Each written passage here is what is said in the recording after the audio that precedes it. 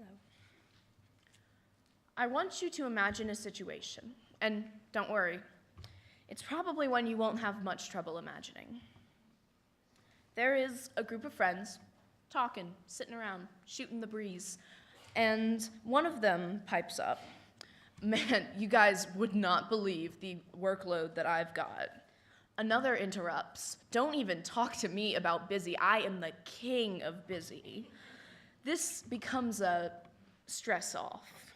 Each person tries to one-up the others in a mock competition of sorts.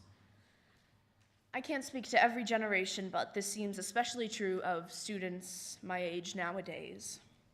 Something I've heard 1,000 times, including from myself, goes like this. Oh, hi, how are you? Oh my God, I have 3 tests tomorrow, soccer practice until 6:30 today, band rehearsal until 8 on Friday, and club meetings every morning this week. This is an exaggeration for some, but for others, it is a reality. For yet others, this schedule seems like a walk in the park. But does it really matter? And why, if we are all giving the same input so much that we are all tired and burned out, why are we not getting the same output? Let's pause now because I want to take a moment to explain the difference between stress and burnout, because they actually aren't the same thing. It's more that stress is the cause of burnout, the overabundance of stress specifically. As we take on more and more stress, it increases, it reaches finally a breaking point, and that is burnout. That's when everything comes crashing down and you truly can't take it any longer. That's when you disengage, trying to get twice as much done as you can, and ending up getting none of it done. This poses a problem if, like me, you have trouble saying no to people or commitments. It's an easy trap to fall into, of course it is. We all have such varied interests, so many people that we want to help. And if other people can do it, surely we can too. Until we don't. Until everything piles up so high that it crushes us underneath its weight. It is agonizing to have to admit that you just couldn't do something. You ran out of time even though you know you wanted to do it so badly. And this is where the self-doubt comes in.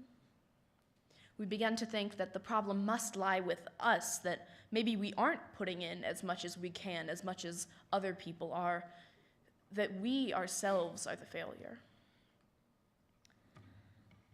I will not be talking about how many APs I'm taking or how I scored on the SATs, which I still need to register for. That reminds me.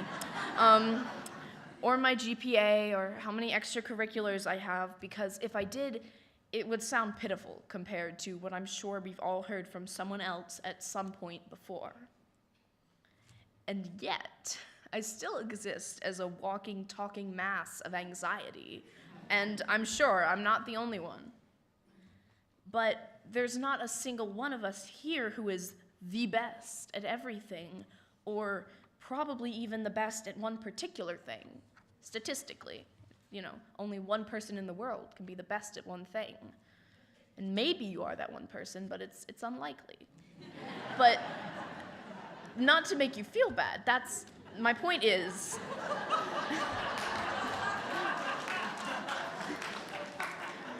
no, that's okay though. That's what I'm saying. We're not the best, and that's okay. Now, is this stress off, this battle royale of burnout, is this a horrible, evil thing, a toxic practice? No, not really. We all need our place to vent to, and it's certainly a better alternative to bottling up all our problems until we explode. The first step towards banishing any demon is to name it. However, this can create an environment where everyone is on edge, smiling through their pain because they don't want to be the only one with a frown. There is a quote from one Edward Everett Hale, who was, incidentally, a Unitarian clergyman. It goes, "I am only one, but still I am one. I cannot do everything, but still I can do something.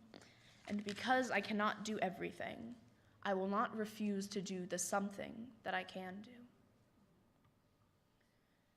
My point is, we shouldn't try to do everything, but rather commit ourselves to what we can and rest when we are weary. This is, I believe, a cure to burnout.